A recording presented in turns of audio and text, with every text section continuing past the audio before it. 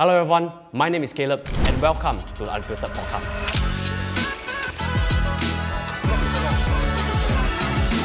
In this series, I'll be sitting down with some of the most inspiring young leaders. I'll be interviewing the behind the scenes of these successful advisors. If you're someone who's curious to understand what goes behind the scenes for these successful advisors, or if you're someone looking for a potential career switch, this series is for you. Let's dive in. In today's episode, we are happy to have Mel with us. She was a government scholar before that, and she made that bold decision to move into financial advisory. Driven by her desire to make an impact with her time and effort, she embarked on this journey of entrepreneurship and has never looked back ever since. 4 years in, she has built a strong clientele for herself and attained Centurions for 4 times, as well as the COT of the table accolade. Welcome to the podcast, Mel. Hi. Pleasure to be here. Great. Mel, I'm sure a lot of people are wondering what was life like for you before joining the career. Could you take us through? Life before this career was one word: chill. Senang. Yeah. I was in government for 4 years. Why I say chill is because I never thought I would leave government.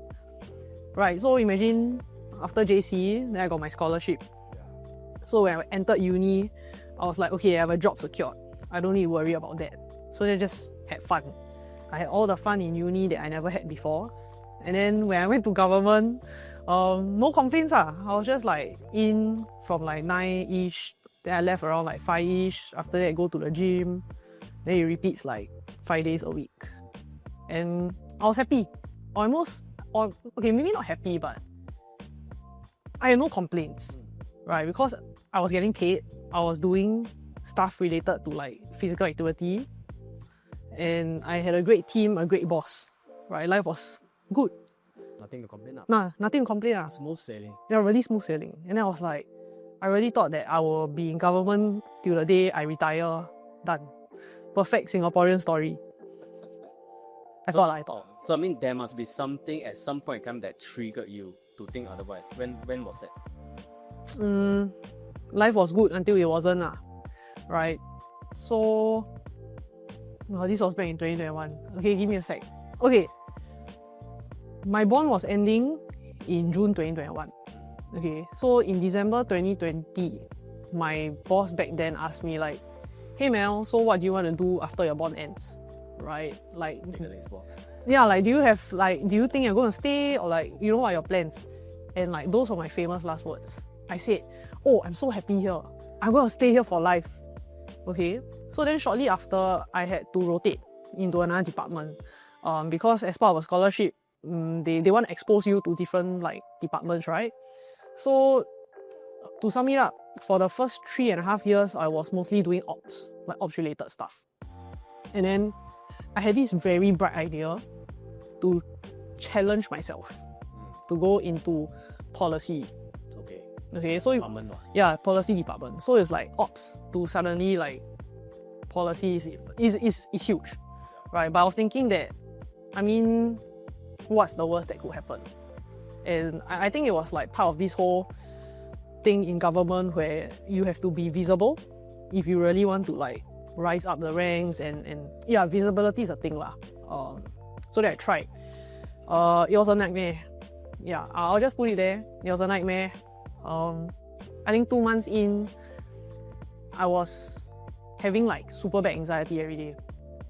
I would sleep at like midnight, so I'll be doing like slides all the way until midnight, only to have them like thrown back at me the next day.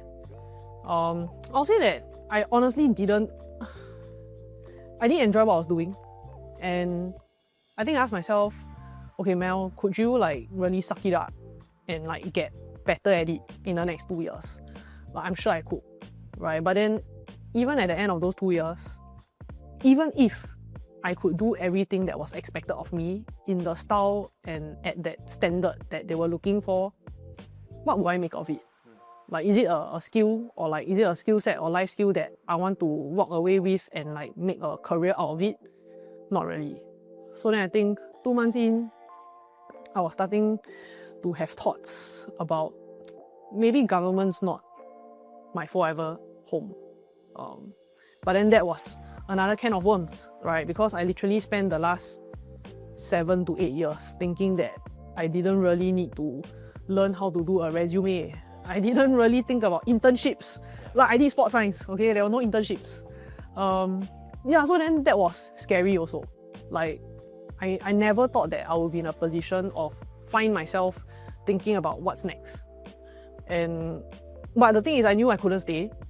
So then I went with like what I knew, right? Which is, okay, I like to do ops. Meaning I like to be on ground. I like to be active, not really behind a table and stuff. So then I was thinking, okay, maybe I should go to like another step board. And then another part of me was thinking, oh, maybe I should go Air Force. Because when I was applying for the scholarship, like back after JC, I applied for SAS scholarship also. But I think I failed my medical checkup a few times. Yeah, so then I couldn't like get into the Air Force. And then at that time I was 27, and someone told me that like the final age that you can get into like armed forces was 27. So then I was thinking, oh, should I like give it a try? But at that time I was still training competitively, so I didn't really want to throw away my social life for that lah. Yeah, so I mean HR did ask me, like, you know, you don't have to leave. You can just like go back to your previous team, or you could just go to another department.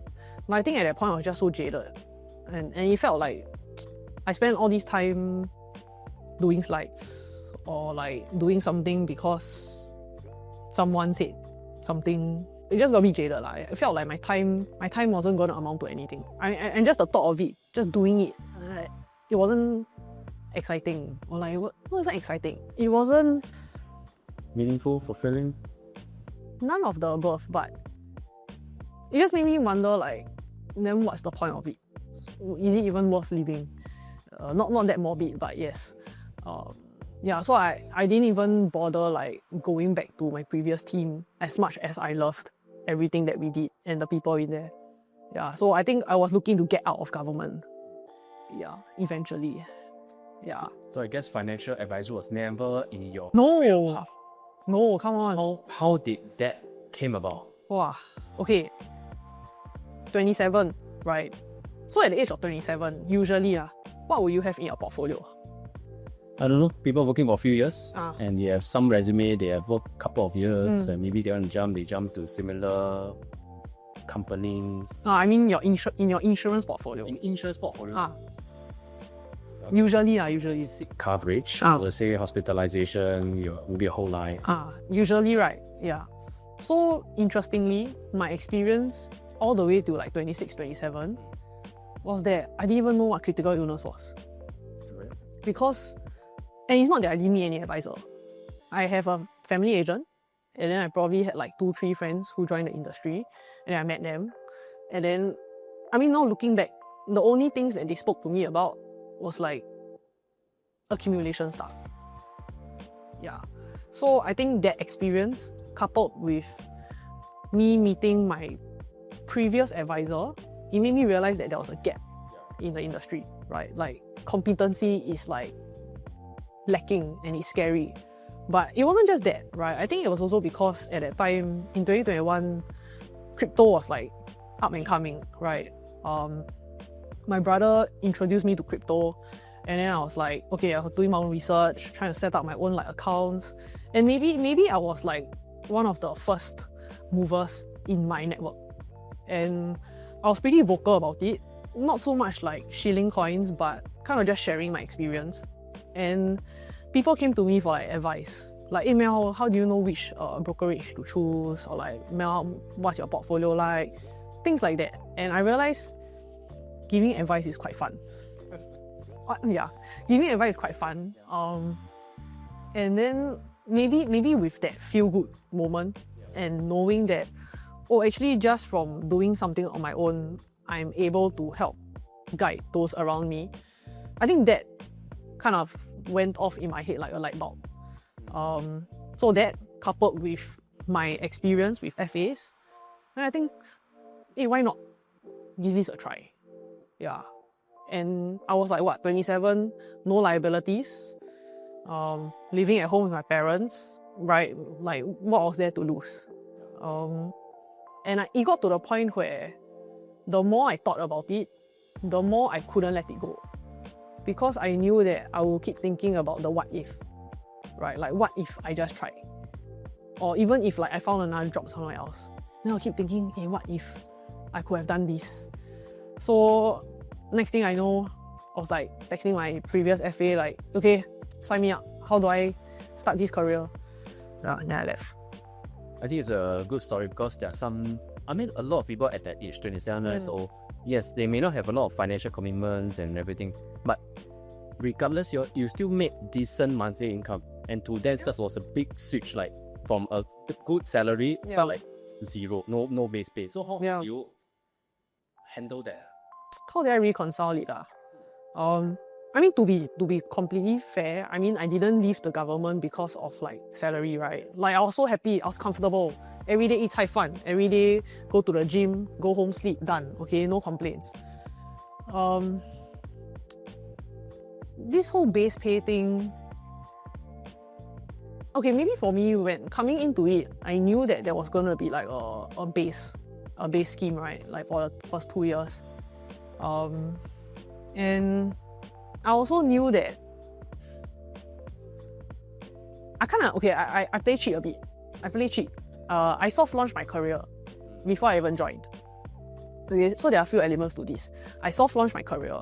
I think I asked like my closest friends, my ex-colleagues, the people that I interacted with quite regularly back then. I said, hey, you know, I'm considering making a move into FA. If I do you think you would ever be willing to just have a conversation with me? And I say it from that point of view because I have seen the work that my previous FA has done in terms of like the level of consolidation, the level of like policy summaries. Just that exercise alone would have been more than enough to like uncover like gaps, like missing areas or things that can be like improved on. And for me, I guess I saw it very logically, which is if I have a tool today that is so objective and is so beneficial or valuable depending on which phase of life you're at, I didn't see a reason why I would not be able to like at least match my previous salary in government. But honestly speaking, I also didn't think that far lah. I didn't think about, oh, what if I don't earn X amount? Or what if I don't earn anything this month? I think, for me, after speaking to a lot of people after joining, I realized I didn't ask a lot of questions. It was literally like, okay, let's do it. Yeah, I didn't ask so many questions. I also didn't have like the same concerns that other people have. Like, I think the number one concern is, oh, but everybody already has an advisor. Yeah. Or like, what makes you so confident you can meet people, right? To me, it's literally, yeah, but I've met 4 advisors and they're like, yeah. Not the best. Not the best, sorry. Okay, yeah, they're not the best. So then to me, it's like very logical, right? Which is if I can be competent, if I can give like valuable advice, and I can actually help you plan towards things, like it's a solution to a problem. Yeah. So I just thought about that. And I didn't really think about the what ifs. And I mean, the other concern that people like to ask or mention is that, oh, you know, do you ever give yourself like a backdoor or like an exit plan? Like, you know, some people say, oh, I'll try out for 2 years. If it doesn't work out, then I'll just try something else. But to me, the moment that thought crosses your mind, you are already going to give yourself like an excuse. You're halfway there. Yeah, you're like already 1 foot out the door before you even started. So I think for me, I really didn't think so much. Maybe it's like privilege because I didn't have to worry about liabilities, but yeah, I just went with it lah. I think it's a good trait because I'm sure that also helped you to reach quote-unquote your success that you have today. Execution over really planning and thinking. Oh, no lah. Sorry. Because for some people, they think a lot. So that fear goes, which is, what if this one cannot work? Then end up it's like, okay, never mind, I just think. I wish that was me, but to be very honest, not really. Yeah, so that's why you just executed. No, I mean, I overthink a lot. But, okay, I overthink a lot, but when it came to making that decision, or generally speaking, I think once my mind is made up on it, then I'll execute. But even, like, you see there's that brewing process, right? I did brew over it. But maybe with like circumstances that already pushed me to my limits, that forced me to play a hand. Like I didn't even have a choice to like think about it. Do I want to? I had like a huge push factor already. Yeah. How long was the brewing process? Few months? 2 months. Yeah, maybe 1 to 2 months, I would say. I think it's still a good Okay. scene. I mean, for mid-career, yes, because you are leaving a quote-unquote stable job, right? Yeah. Some people can brew for 6 months, 1 year. Oh, okay, yeah. Still brewing. Oh, yeah, then it will never happen. Yeah, okay. I mean, from that point of like comparison, then yeah, maybe. Yeah. So you came into the career, you did well, you attained your MDRT, and to many people, that is the golden standard. Yeah. So how do you feel when you achieve your first MDRT? Nothing. Yeah. I'm sure everyone congratulated you and gave you more encouragement and everything, you know?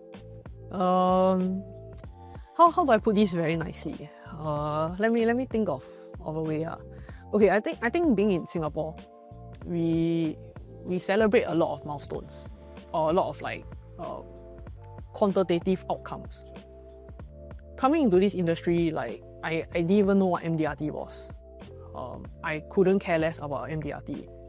Like for example, I RNF in June, so I had like 6 months, right?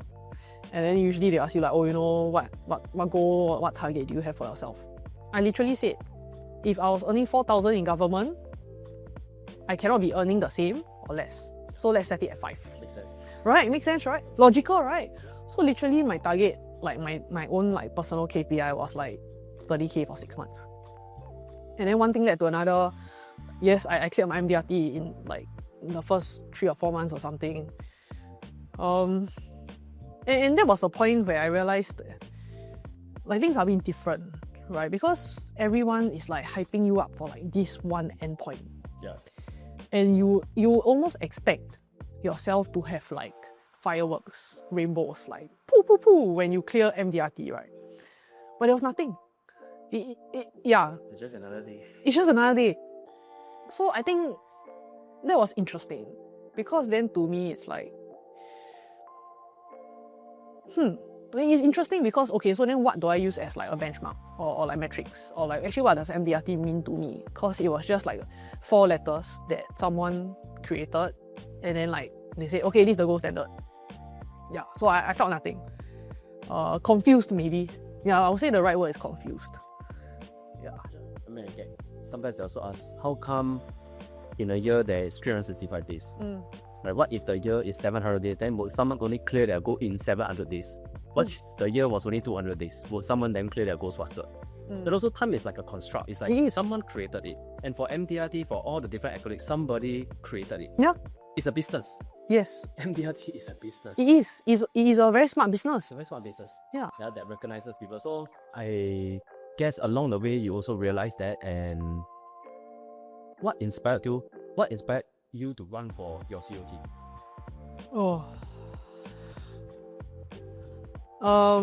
Okay, so more background to this COT thing. In my first year, I mean the first 6 months, I managed to clear my MDRT at Singaporean. So then of course in 2022, the natural progression is you will have people telling you like, hey Mel, why don't you try for like COT now, right? Because you know you did A, B, so now it's C, right? Then at that point I was like, oh yeah, you know, why not? For all that I say that I'm competent at, or for all that I say I'm ethical about, like if others can do it, why can't I? Yeah. So then in 2022, I tried my very first time to clear COT. It was close, but I didn't. But I think the feeling that I remember in 2022 is shack. Not even physically shack. I think it was mentally draining.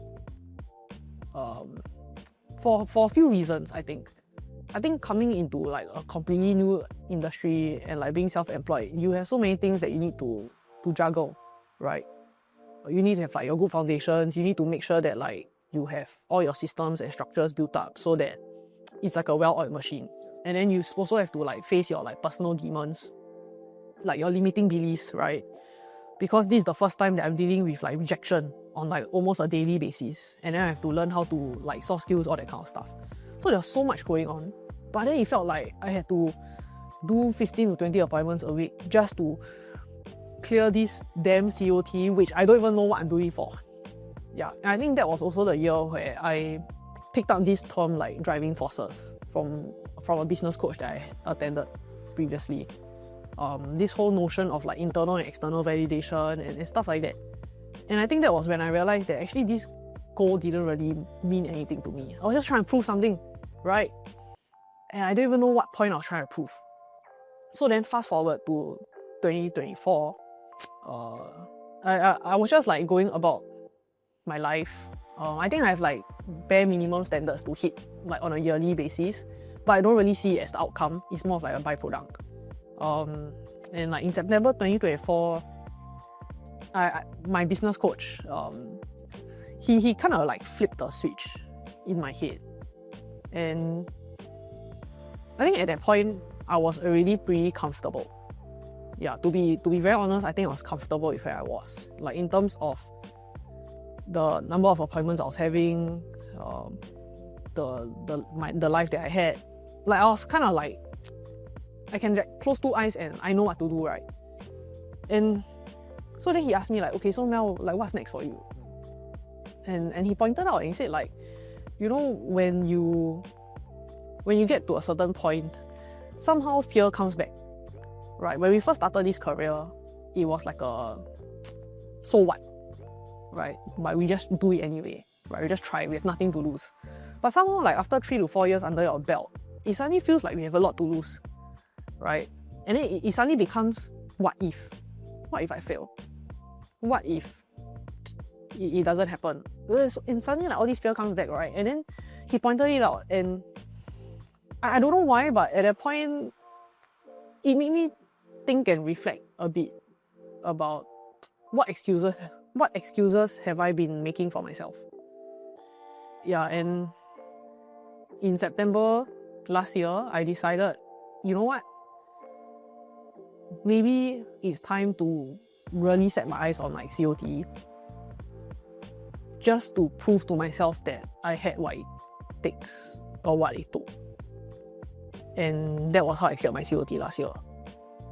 Yeah, how was that few months like for you? Because you're doing something that you had never done before in that span of time.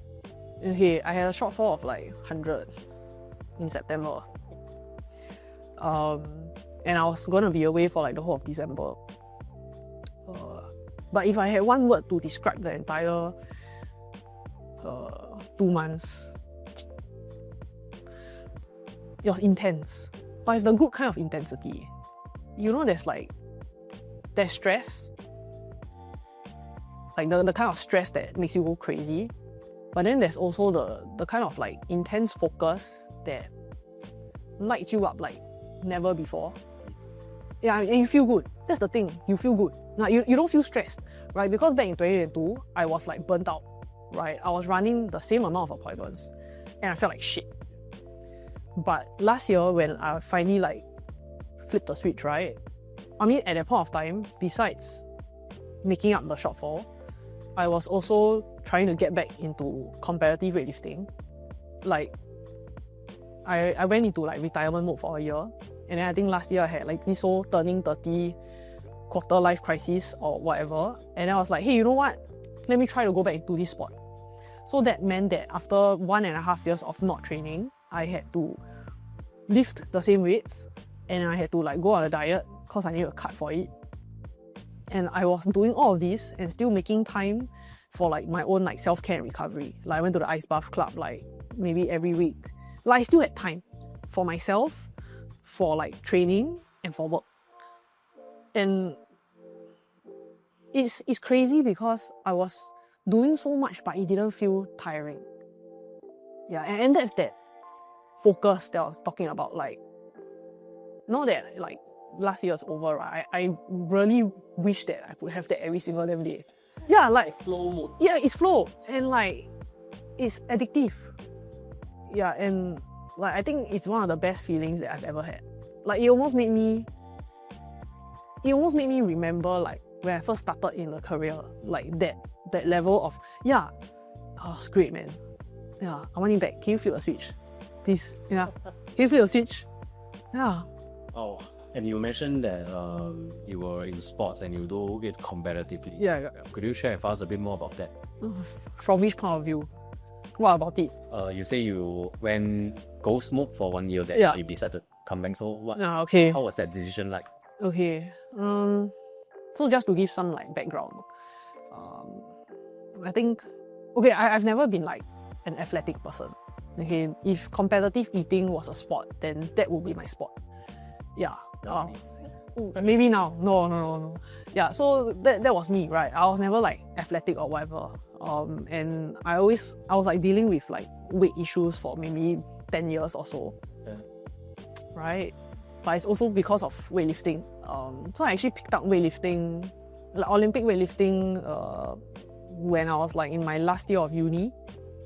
And then since that year, I was training for like maybe 6 to 7 years, almost 5 to 6 times a week. Yeah, it's like that kind of like intensity.